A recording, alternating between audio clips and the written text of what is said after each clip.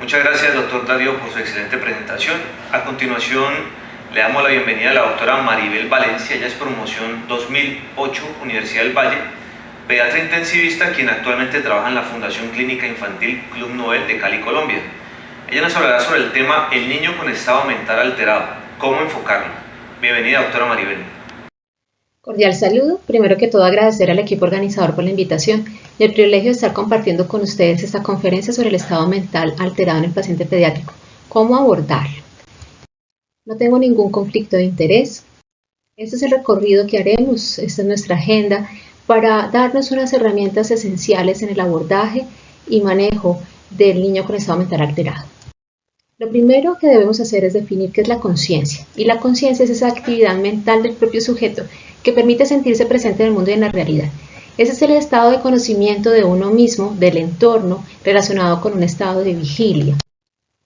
Ese estado mental puede alterarse de manera aguda, transitoria o gradual o de manera permanente. Y aquí tenemos un espectro de presentación de ese estado mental alterado, desde un estado exaltado como es el delirium o un estado completamente deprimido como es el coma. Nos concentraremos en los estados mentales alterados con alerta reducida.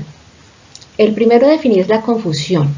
Este es el caso en el que el paciente tiene una incoherencia en el pensamiento y la acción, pero todavía tiene contacto con el entorno.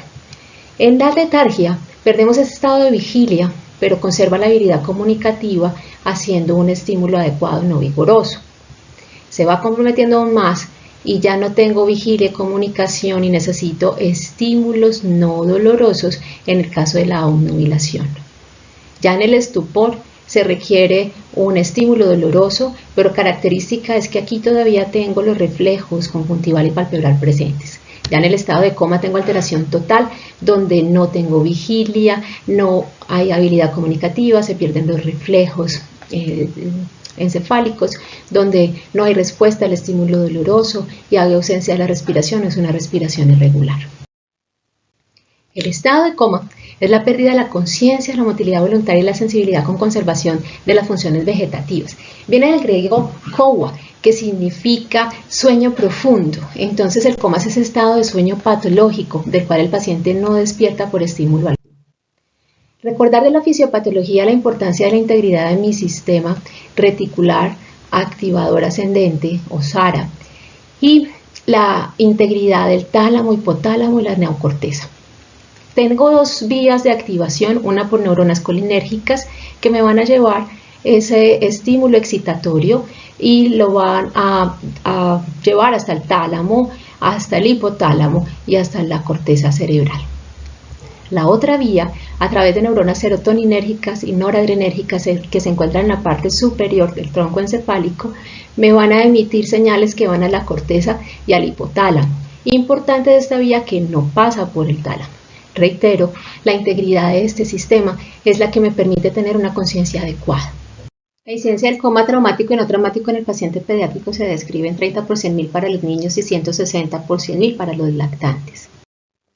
En los adultos, la principal causa de estado de coma persistente no traumático es la lesión aguda primaria y la lesión secundaria. En nuestros hijitos, la etiología generalmente es neuroinfección, causas tóxicas, metabólicas, epilepsia, de acuerdo a este estudio presentado. Si lo miramos por grupos etarios, tenemos que, dependiendo del grupo etario, también tendremos una principal representante. Sin embargo, vemos que la principal etiología es la infección, el trauma, incluyendo el maltrato, y las causas metabólicas y tóxicas. De esta manera, el diagnóstico clínico del estado mental alterado realmente es fácil. Lo que es difícil es encontrar la etiología, buscar esa afección lesional o proceso tóxico responsable e implicado, realizando un examen detenido y empleando métodos complementarios.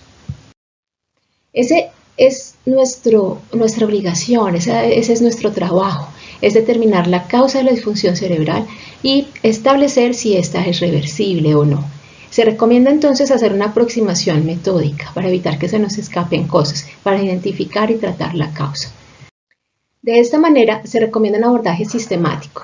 Vamos a tener aquí 5 elementos fundamentales. El primero es la estabilización de nuestro paciente.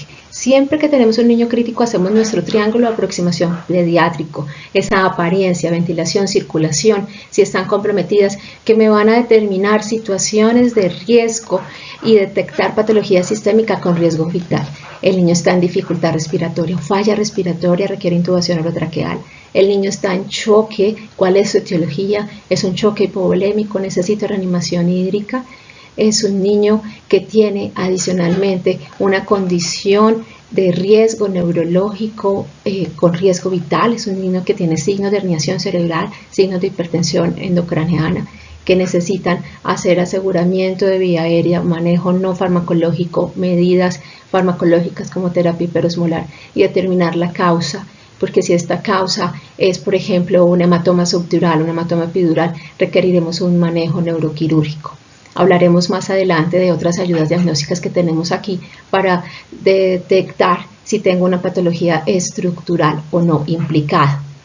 Y muy importante en esa búsqueda, en esa labor detectivesca que tenemos, la valoración de nuestra historia clínica, examen físico completo, con especial atención en esta valoración neurológica acerca de A, los patrones respiratorio, pupilar, ocular y motor, B, la profundidad de coma y C, buscar la etiología con un mapa mental que vamos a compartir más adelante. Y preguntarnos si necesitamos ayudas diagnósticas adicionales. Este es para recordar el abordaje de la historia clínica. Es pensar en esas causas asociadas. Ahí está el listado. Lo más importante de tener el listado es poderlo buscar y ejecutar cuando estoy frente a mi paciente, cuando estoy frente a los padres, cuando estoy frente a los familiares, buscando prodromos, buscando causas infecciosas, buscando trauma, sospecha de maltrato, que tenemos siempre que tenerlos en mente también, factores de riesgo personales, historia familiar, que me ayuden a orientarme a esa etiología diagnóstica. Y el examen físico también me dará otras herramientas para ir sumando esas herramientas de ese rompecabezas que yo tengo que armar al final y decir, la etiología es esta. Entonces, ese examen físico, recordar cosas como palidez, ictericia, que me ayuden a pensar en una falla hepática, o edemas, que me ayuden a pensar en causa renal, petequias, fiebre, hipotermia, que me indiquen causa infecciosa, el estado de choque que debemos detectar y manejar inmediatamente, la presencia de arritmias. Y aquí importante recordar la monitorización del ritmo, la realización de un electrocardiograma de 12 derivaciones que me permita además realizar el QTC, realizar el QT corregido. Valorar completo, búsqueda también en abdomen, podemos encontrar ahí lesiones y no olvidarnos de la importancia de valoración neurológica completa, incluyendo signos meníngeos y valoración de pares craneales, sumado a los otros elementos que vamos a profundizar. De ese abordaje inicial, de esa valoración de los signos vitales, no solo frecuencia cardíaca, respiratoria, tensión arterial y saturación de oxígeno que enunciamos allí, también vamos a tomar en consideración dos signos vitales adicionales, que son la glucometría y las pupilas. Vamos a decir son signos vitales plus. Vamos a sumarlos allí porque también nos dan herramientas para hacer diagnósticos u orientarnos. De las temperaturas alteradas, histermias, hipertermia y hipotermia, sabemos que nos orientan hacia causas endocrinas, infecciosas o ambientales. La alteración de la frecuencia cardíaca, la bradicardia, debe hacernos también considerar signos adicionales de hipertensión endocraneana o de herniación cerebral. Hay que mirar pupilas, mirar la tensión arterial y mirar otros signos asociados que me puedan indicar que tengo que intervenir rápidamente. La taquicardia o la bradicardia, también pensar en alteraciones del ritmo, entonces monitorizar al paciente y como mencionamos el EKG. La tensión arterial, sé que estamos sensibilizados al estado de choque, aunque el niño puede estar en choque teniendo tensión arterial normal, pero no solamente la hipotensión, a veces nos encontramos con la sorpresa de que está hipertenso y estamos frente a una encefalopatía hipertensiva. Y por supuesto la hipoxemia como causa de estado mental alterado, entonces siempre debe estar monitorizada su pulsioximetría. Y aquí tengo la frecuencia respiratoria y la dejo al final para unirlo con algo importante que son pensar en causas tóxicas como los opiáceos y los agentes sedantes hipnóticos. Miren que la manifestación se parece. Aquí vamos a comparar esas dos columnas y vamos a tener que pueden estar normal o pueden estar deprimidas la frecuencia cardíaca, la tensión arterial, la frecuencia respiratoria. ¿Dónde está la diferencia? En la valoración de las pupilas, que van a estar mióticas en los opioides, y la presencia de ruidos intestinales, que en el caso de los opiáceos van a estar marcadamente disminuidos. Debemos valorar en la parte neurológica, cuando les decías que vamos a profundizar, aquí estamos. Patrón respiratorio. Mirar qué patrón de respiración tiene. Si encontramos una respiración donde tenemos episodios de hiperventilación seguidos de apneas a la respiración de Cheyne-Stokes, que me está hablando de lesiones hemisféricas o diencefálicas. O si este niño está hiperventilando y tiene una hiperventilación neurógena, que se puede ver también en causas metabólicas. O si el niño tiene una respiración apnéusica, que se trata de unas inspiraciones con apneas posteriores. Aquí ya estamos hablando de lesiones pónticas. O este niño tiene una respiración atáxica o medular. Ese es el nivel donde ya las respiraciones son jadeantes, son irregulares.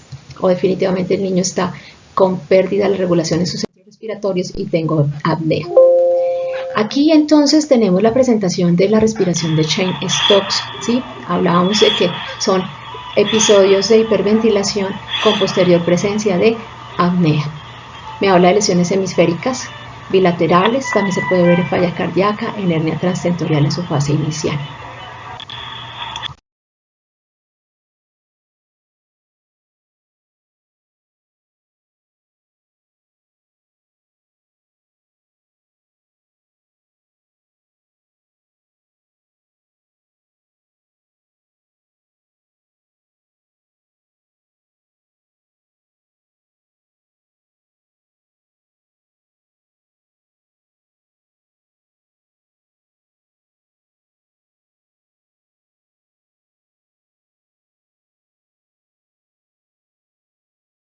Y dentro de las hiperventilaciones neurogénicas tenemos aquí la respiración de Kussmaul, que son respiraciones rápidas, profundas, que se pueden ver en lesiones mesencefálicas, en lesiones protuberanciales, pero que es también característica de los niños con cetoacidosis diabética. Vamos a ver también la respuesta pupilar. Aquí la alteración puede ser miosis o midriasis. Recordar que las pupilas pequeñas, reactivas, las puedo ver en lesiones diencefálicas y en lesiones metabólicas tóxicas. Las lesiones hipotalámicas tienen una característica importante, recordemos el síndrome de Horner. Tengo una pupila que está contraída y tengo ptosis palpebral y anhidrosis de ese mismo lado. Las lesiones mesencefálicas me dan 4 tipos diferentes de presentación que los tenemos aquí. Si la lesión es tectal, tengo pupilas que empiezan a dilatarse, puedo tener hipus pupilar, pero están fijas, no reactivas. Las lesiones en puente me dan pupilas puntiformes y ya las herniaciones de la transtentorial me da ya midriasis, ¿sí? Poco reactivas o mejor dicho fijas, y ya la uncal me da una midriasis paralítica. De ese examen ocular, que es el tercer elemento que sumamos allí, no solamente valorar si es midriasis o mimiosis, buscar otros signos como por ejemplo el nistagmus, me habla de una lesión estructural del sistema nervioso, entre otros. El esoftalmos, que me puede hablar de una enfermedad de Graves, la oftalmoplegia, que me puede hablar de aumento de la presión intracraneana, o proptosis, como pasa en la celulitis orbitaria, o la presencia de ictericia en las escleras, que me sugieran una encefalopatía hepática, o desviación de la mirada, como pasa en el estado epiléptico, presencia de una crisis convulsiva, o déficit de la corteza visual, como puede pasar ante un evento cerebrovascular. Vamos también a valorar la profundidad del coma a través de 2 escalas validadas, que es la escala de coma de Glasgow y la escala de Westcott-Ford. La escala de coma de Glasgow fue creada en 1974, usada por primera vez, y es creada para valoración del coma traumático en adultos. La hemos extrapolado a niños, hay una consideración especial que ya vamos a ver a continuación, y se habla de que es fiable su uso para controlar el curso clínico en pacientes en coma sin causa clara, incluso pacientes de coma no traumático. En algunos pacientes puede ser difícil su valoración. Por ejemplo, en aquellos pacientes que tienen dificultad para la apertura ocular, porque tienen trauma facial, porque tienen un edema periorbitario o trauma ocular directo. En la respuesta verbal, porque está intubado, porque tiene traqueostomía, porque tiene trauma maxilar, edema lingual, o tiene afasia, o tiene cualquier otra alteración o efecto sedante que me está impidiendo una respuesta verbal adecuada. Y la respuesta motora, recordar que es la mejor respuesta motora. En aquellos niños que tienen lesiones medulares, que tienen cuadriplegia, por ejemplo, no podrá responder a la orden de movimiento de sus extremidades, pero si puede sacar la lengua o puede cerrar sus ojos, es la mejor respuesta motora. Para estos casos vamos a ver que tenemos la escala alternativa de Ford, y aquí lo que mencionábamos, la diferencia de la escala de coma de Glasgow en niños grandes y adultos con los lactantes es la respuesta verbal. En los lactantes vamos a ver su capacidad para balbucear, el llanto, si se controla o no se controla con los padres, y ya los sonidos incomprensibles y sin respuestas pues corresponden a al mismo ítem de valoración de la respuesta verbal de los niños mayores. Esta es la escala de coma de Ford, o el Ford Score. Esta escala, miren que valora respuesta ocular, respuesta motora, pero valora adicionalmente reflejos del tronco encefálico y de la respiración, patrones respiratorios, que la hacen útil en aquellos pacientes en que es difícil o tiene limitaciones la escala de coma de Glasgow, como ya lo revisamos. Entonces, hay estudios, una revisión sistemática en niños acerca de esta escala de coma de Ford. Y este Ford Score se sugiere que es equivalente a la escala de coma de Glasgow para la valoración de factores pronósticos. No se demuestra su superioridad, entonces es una alternativa. Importante definir también dentro de los protocolos institucionales. La búsqueda de la etiología es fundamental. Este es nuestro mapa mental. ¿Qué tenemos? Tenemos un niño que está hipoxémico, que está en ahogamiento, que está en paro cardiorrespiratorio, que está en choque, un niño traumatizado. Tenemos un niño que está con trastorno metabólico porque está hipoglicémico, o tiene uremia, o tiene hiperamonemia, o es un niño con una tirotoxicosis, o está intoxicado, o tiene una disnatremia, o tiene alteración del magnesio, o tenemos un niño con encefalopatía hipertensiva, o es un niño con epilepsia, o tiene una hidrocefalia, o tiene una enfermedad vascular tipo evento cerebrovascular isquémico o hemorrágico. Pasa, por ejemplo, en nuestros niños con anemia de células falciformes, o es un niño con vasculitis, como pasa en las enfermedades autoinmunes, o es una presencia de una lesión intracerebral tipo tumor. Aquí tenemos el resumen de nuestro abordaje. Recordar, siempre primero nuestra estabilización inicial, la búsqueda de lesiones de riesgo amenazante para la vida, complementar con mi examen físico y determinar si tiene trauma o no, para determinar si tiene lesión estructural o no. De esta manera vamos a determinar si este niño necesita aseguramiento de la vía aérea, el niño con Glasgow menor o igual a 8, o el niño que está en falla respiratoria, que está hipoxémico y no es capaz de mantener su adecuada oxigenación, está en falla respiratoria, requerirá aseguramiento de vía aérea. Recordar la importancia de la glucosa, tratar la hipoglicemia, recordar los accesos venosos, recordar la monitorización, el EKG y la valoración neurológica, búsqueda en el examen físico de causas reversibles y determinar si está con intoxicación. No usamos cóctel de coma en los niños de rutina, solo lo enfocamos a la sospecha de la intoxicación si así lo tenemos.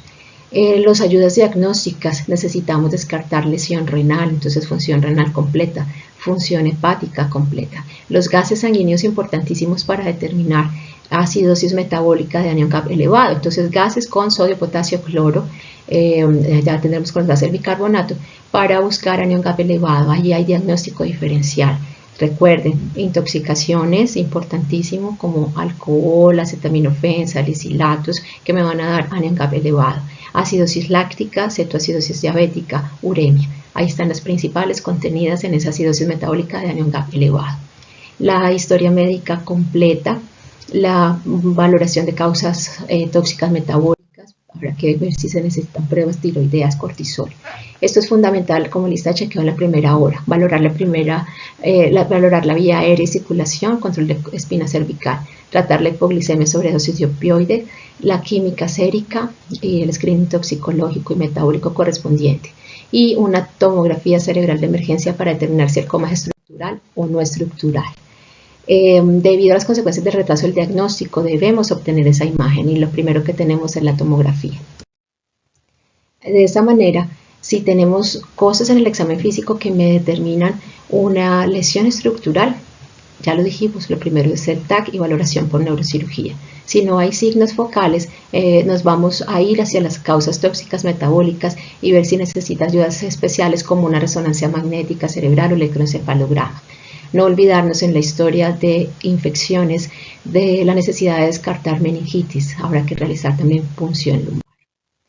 Definitivamente el tratamiento depende de la causa desencadenante. Debemos descartar lesiones amenazantes y lo que va el cóctel de coma. Destroza, 0.5 a 1 gramo por kilo, solo si hay hipoglicemia. Naloxona, 0.2 miligramos por kilo, solo si hay intoxicación por opioides. Flumazenil, 0.01 miligramos por kilo, solo si hay intoxicación por benzodiazepinas. Manejo del edema cerebral con terapia de hiperosmolar o hipertensión endocraneana solamente si hay presencia de signos de edema cerebral. Recordar las medidas de protección cerebral, yo le llamo normotodo, normotenso, normoxémico, normocárnico, normoglicémico. Todo en condiciones que no aumenten o incrementen su metabolismo. Buscar la etiología es fundamental. Nos insisten las guías de encefalopatía del 2021. Búsqueda, asimismo tormenta de citoquinas, la sepsis, el estado refractario. Es nuestra habilidad clínica la que va a permitir buscar e identificar la causa. Recordemos siempre lo importante de la estabilización e identificar diagnósticos que requieran manejo de emergencia. Busque a través de esa historia clínica el examen físico, estudios dirigidos de acuerdo a nuestra sospecha, identificar y tratar la causa para garantizar la supervivencia de nuestro paciente. Muchísimas gracias.